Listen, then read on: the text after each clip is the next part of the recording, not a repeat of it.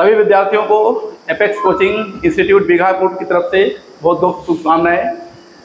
आज हम लोग कल जैसे हम लोग संविधान की क्लास में संघ की कार्यपालिका और न्यायपालिका विषय के साथ स्टार्ट किए थे।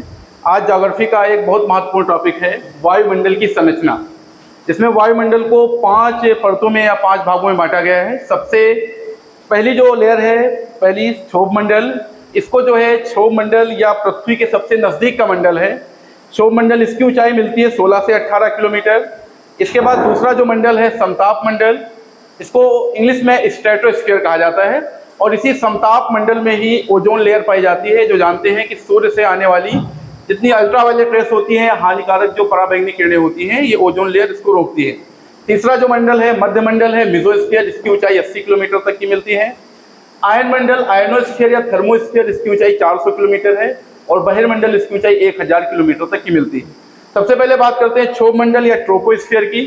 तो बच्चों, जितनी भी मौसम संबंधी घटनाएं होती हैं, चाहे वर्षा हो, कोहरा हो, बिजली का कड़कना हो, सारी की सारी जो घटित होती हैं क्षोभ मंडल में घटित होती हैं। इसीलिए क्षोभ मंडल को परिवर्तन मंडल, विक्षोभ मंडल या संवहन मंडल भी कहा जाता है। दूसरी बात है, किसी मंडल में जब हम प्रति 165 मीटर की ऊंचाई पे जाते हैं तो 1 डिग्री सेल्सियस ताप क्या हो जाता है, कम हो जाता है। समताप मंडल, समताप मंडल 2 घटनाओं के लिए बहुत महत्वपूर्ण है। एक तो ये मंडल एकदम स्वच्छ होता है, तो जितने भी एरोप्लेन वगैरह होते हैं सारे के सारे यहीं पे उड़ाए जाते हैं समताप मंडल में। दूसरा है कि ओजोन लेयर इसी मंडल में पाई जाती है, जैसा पहले हम लोगों ने चर्चा किया है।